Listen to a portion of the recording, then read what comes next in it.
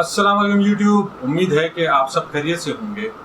आज की ये वीडियो बहुत इंपॉर्टेंट है क्योंकि आज के इस वीडियो में हम डिस्कस करेंगे कि होंडा का नया ऑयल 10W30 क्या होंडा CBF 150 के लिए सबसे अच्छा ऑयल है, क्योंकि होंडा कंपनी ये ऑयल रिकमेंड कर रही है। मैंने इस ऑयल को अपनी बाइक में यूज़ किया है। एक मैं ऑयल चेंज कर चुका हूँ और सेकेंड ऑयल भी मैं तकरीबन 250 से 300 किलोमीटर चला चुका हूँ। तो चलें हम इस वीडियो के अंदर इस ऑयल को डिस्कस करते हैं ताकि आपके इन सवालों का जवाब मैं दे सकूँ। तो भाई 10W30 का डब्बा आप लोग देख लें, ये API SL जासो माटू की इसकी रेटिंग है और ये 12 बोतल आ गई हैं। इनमें से एक बोतल हम अपने लिए निकालेंगे। मैं आपको इसकी पैकिंग भी दिखाता हूँ फ्रंट से, ये आप देख सकते हैं। और ये इसकी होगी बैक से। अगर आप पॉज करके इसको पढ़ना चाहें तो आप पढ़ सकते हैं क्या लिखा हुआ है। यहाँ पे प्राइस जो है ना वो इसकी लिखी हुई है 600 रुपये, तो इसकी रिटेल है 600 रुपये। अब बाइक में डाल के देखते हैं इसका रिज़ल्ट क्या आता है। आज की वीडियो एक स्पेशल भी है क्योंकि इस वीडियो के थ्रू हम एक गिव अवे भी कर रहे हैं। मेरा एक बहुत अच्छा दोस्त है, उसका ऑनलाइन स्टोर है गैजेट्स और मोबाइल फ़ोन से रिलेटेड, वन लेंस टेक के नाम से। मैं उसका डिस्क्रिप्शन में लिंक दे दूंगा उस स्टोर का, आपने जाकर उसको ज़रूर चेक करना है। गिव अवे कैसे मिलेगा ये जानने के लिए आपको वीडियो देखनी पड़ेगी। तो चलें हम पहले वीडियो की तरफ से। जब होंडा ने 10W30 लॉन्च किया था तो उस वक्त होंडा की CB 150F के अंदर बहुत ज़्यादा लोगों को ये इशू आ रहा था कि इसका ऑयल कम हो रहा है। लोग मुख्तलिफ़ किस्म के ऑयल यूज़ कर रहे थे, कोई लिक्विड मोली यूज़ कर रहा था, कोई जिक यूज़ कर रहा था, कोई फॉसर यूज़ कर रहा था, कोई कैटेक्स यूज़ कर रहा था, कोई शेल यूज़ कर रहा था। हर बंदा अपने अपने तरीके से इस बाइक के अंदर ऑयल को डाल के यूज़ कर रहा था और हर किसी का डिफरेंट एक्सपीरियंस था। जब ये ऑयल लॉन्च हुआ तो मैंने ये सोचा कि मैं इस ऑयल को एक ट्राई देता हूँ और आप सबके लिए एक ऐसी वीडियो बनाता हूँ कि जिससे आपको आपके सवालों का जवाब मिल जाए। मैं खुद इस ऑयल को डालने से पहले थोड़ा सा कशमकश का शिकार था कि ये ऑयल डालना चाहिए नहीं डालना चाहिए, क्योंकि इसका ग्रेड बहुत पतला है, 10W30 है, जबकि होंडा की बुक के अंदर 20W40 रिकमेंडेड है। मैंने ये ऑयल डाला और कुछ पैरामीटर्स बनाए कि मैं इस ऑयल को हर 200 किलोमीटर पे चेक करूँगा।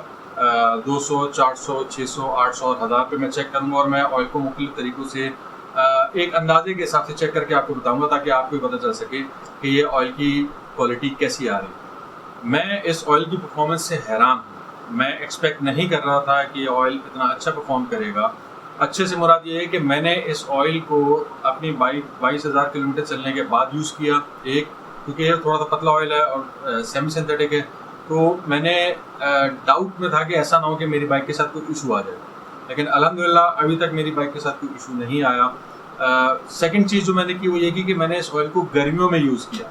नॉर्मली गर्मियों के अंदर आप पतले ग्रेड का ऑयल यूज़ नहीं करते क्योंकि वो बहुत ज़्यादा पतला होता है और गर्मियों के अंदर वो हीट प्रोड्यूस करता है। तो मैंने कहा ये एक अच्छा मौका है कि मुझे इस ऑयल की गर्मियों की परफॉर्मेंस का भी पता चल जाएगा और मैं आप लोगों को ये भी बता सकता हूँ कि क्या मुझे इसमें गियर लगाने में कोई इशू आया या नहीं। होंडा का ऑयल डालने से पहले मैंने अपनी बाइक के अंदर काफ़ी ऑयल्स को यूज़ किया है। ये काम मैं क्यों करता हूँ, एक तो मैं खुद भी एक्सपेरिमेंट करता हूँ ऑयल के साथ कि मुझे ये पता चले कि इस ऑयल की परफॉर्मेंस मेरी बाइक पे कैसी है, और दूसरा ये कि मैं लोगों को भी ये बता सकूँ कि कौन सा ऑयल इस बाइक के अंदर सबसे अच्छा परफॉर्म कर रहा है। मैं अपनी बाइक के अंदर अभी तक होंडा का 20W40 यूज़ कर चुका हूँ। मैं उसके बाद लिक्विड मोली 10W40 यूज़ कर चुका हूँ। मैंने जिक 10W40 भी यूज़ किया है। मैंने Hyundai का स्टीयर 10W40 भी यूज़ किया है। मैंने शेल का 20W40 भी यूज़ किया है। मैंने जिक का 20W40 सबसे ज़्यादा इस्तेमाल किया है क्योंकि उसके अंदर मुझे कोई भी इशू नहीं आ रहा था बाकी ऑयल्स के मुकाबले में। और अब मैं 10W30 इस्तेमाल कर रहा हूँ। मैंने ये ऑयल सेकेंड टाइम अपनी बाइक में डाला है। उसका रीज़न ये है कि पहले 1000 किलोमीटर की परफॉर्मेंस से मैं इसके बहुत मुतमईन रहा हूँ और मुझे ये लगता है कि जिस प्राइस पॉइंट पे ये ऑयल मिल रहा है, तकरीबन 600 साढ़े 600 रुपये का भी मार्केट के अंदर इसकी प्राइस शायद बढ़ गई है, उस प्राइस पॉइंट में 1000 किलोमीटर के लिए ये बेस्ट ऑयल है। मैंने 200 किलोमीटर पे जब अपने ऑयल को चेक किया था तो उस वक्त मेरे ऑयल की परफॉर्मेंस जो है वो ऐसी थी, जब मैंने ऑयल अपनी डिपस्टिक में लगा के निकाला तो ऐसा लग रहा था कि मैंने ऑयल जो है ना वो कल परसों डाला है। मतलब 200 किलोमीटर चलने के बाद भी ऑयल के अंदर जो उसकी क्लैरिटी थी, ऑयल का कलर चेंज नहीं हुआ था और उसके अंदर कोई मुझे जो है ना विस्कोसिटी कम नहीं लगी। मुझे बिल्कुल वैसे ही विस्कस लगा जैसे स्टार्टिंग में था। 400 किलोमीटर पे भी ऑयल का कलर बिल्कुल हल्का सा चेंज हुआ था, मतलब बिल्कुल माइनर सा, आप ज़्यादा फर्क नहीं लगा सकते। इवन के 600 किलोमीटर पे भी ऑयल का कलर ऐसा का ऐसा ही था जैसे आपने बिल्कुल स्टार्टिंग में डाला। तो ये मुझे लगता है कि एक अच्छी बात है कि ऑयल बर्न नहीं हो रहा। मैंने उसकी जब क्वांटिटी चेक की तो 600 किलोमीटर पे भी ऑयल पूरा था और इनफैक्ट 800 किलोमीटर पे भी ऑयल मुझे पूरा निकल के आया है सामने, जिसकी वजह से मैं मुतमईन था कि 1000 किलोमीटर पे भी ये ऑयल पूरा का पूरा निकलेगा। जब मैंने 1000 किलोमीटर पे इस ऑयल को चेंज किया तो मैंने एक चीज़ ये देखी कि ऑयल जो है तकरीबन कोई 70 to 80 ml कम था, जो आप नॉर्मल कह लें। उसका रीज़न ये है कि जब आप बाइक से ऑयल निकालते हैं तो कुछ ना कुछ ऑयल इंजन के साथ लगा रहता है, वो ख़त्म नहीं होता वहाँ से। ये वही है, ये वही क्वांटिटी है जो आपके इंजन में रह जाती है। तो मैं इस चीज़ से मुतमईन हूँ कि ऑयल जो है वो क्वांटिटी में पूरा निकला। जो ऑयल की कंडीशन थी उसमें विस्कोसिटी थी, वो मुझे ऐसा लग रहा था कि तकरीबन 200 किलोमीटर और चल सकता है। उसके अलावा ये ऑयल साफ़ भी बहुत था, साफ़ इन द सेंस कि वैसे आप किसी डिश में अगर इस ऑयल को निकालेंगे तो आपको फील नहीं होगा कि इतना साफ़ है, लेकिन जब इसको हम कन्वर्ट कर रहे थे उस डिश से इसके डब्बे के अंदर, तो जो पीछे सूरज की रोशनी से जो थोड़ा सा फ़र्क फील हो रहा था, उससे लग रहा था कि ऑयल अभी भी क्लियर है, कोई इतना ज़्यादा मसला नहीं है। तो मैंने ये नतीजा निकाला कि इस ऑयल ने इस 1000 किलोमीटर के अंदर ना मुझे कोई हीटअप किया, हालांकि कराची में उस वक्त टेम्परेचर 40 को टच कर रहा था जब मैं ये ऑयल यूज़ कर रहा था। ना इसने मुझे गियरिंग के अंदर कोई इशू किया, सारे गियर स्मूथ लगते रहे। इसकी परफॉर्मेंस भी अच्छी थी, इंजन में नॉइज़ नहीं थी, इंजन के अंदर कोई। अब मैं आपको ये भी बता दूं कि मेरी बाइक की ट्यूनिंग को अभी काफ़ी टाइम भी हो गया है, लेकिन उसके बावजूद भी मेरी बाइक के अंदर कोई इंजन नॉइज़ नहीं थी, कोई हीटअप इशू नहीं आया, कोई गियरिंग के अंदर इशू नहीं आया। परफॉर्मेंस भी अच्छी थी, बाइक का पिक बहुत अच्छा था, बाइक स्मूथ चल रही थी, बाइक शोर नहीं कर रही थी। मैंने ये ऑयल सेकंड टाइम जब डाला तो मैं लास्ट वीक ये वीडियो बना के डाल सकता था, लेकिन मैं ये चाह रहा था कि सेकंड ऑयल चेंज के अंदर थोड़ा सा बेहतर आपको पता चलता है, क्योंकि पहली दफ़ा में ऑयल जो है ना वो पुराने ऑयल के जो इंग्रेडिएंट्स उनकी सफाई कर रहा होता।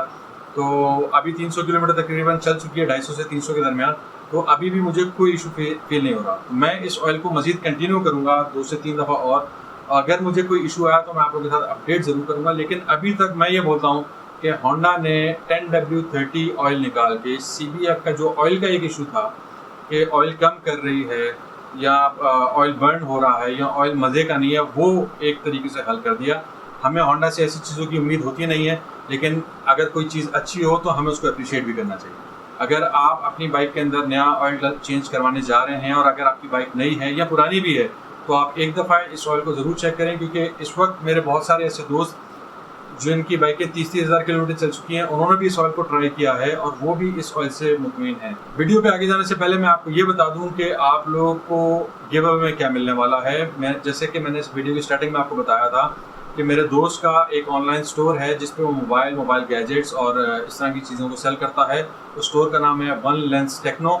मैं लिंक डाल दूंगा डिस्क्रिप्शन के अंदर उस स्टोर का, इंस्टाग्राम का, आप उसको जाके ज़रूर चेक करें। गिव अवे में अभी वो स्टोर दे रहा है piston basic free hand free मी वालों का, जिसकी वैल्यू है तकरीबन 1200 साढ़े 1200 रुपये मार्केट के अंदर।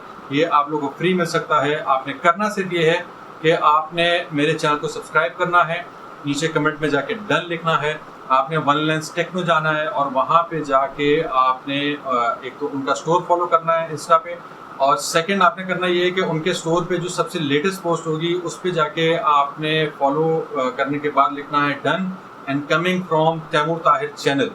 ये आप लिखेंगे तो उसके बाद फिर हम रैंडमली किसी एक बंदे को सिलेक्ट करेंगे जिसको हम शाओमी का piston basic hand free give away करेंगे। तो आपने ये करना बिल्कुल नहीं भूलना और अपने दोस्तों के साथ ये वीडियो शेयर भी कर सकते हैं। गिव अवे के बाद मैं आप सबको ये बताना चलूँ कि मैं आप सबको रिकमेंड करूँगा कि एटलीस्ट एक दफ़ा, कम से कम एक दफ़ा आप अपने बाइक के अंदर होंडा CB150F के अंदर इस ऑयल को ट्राई करके देखें।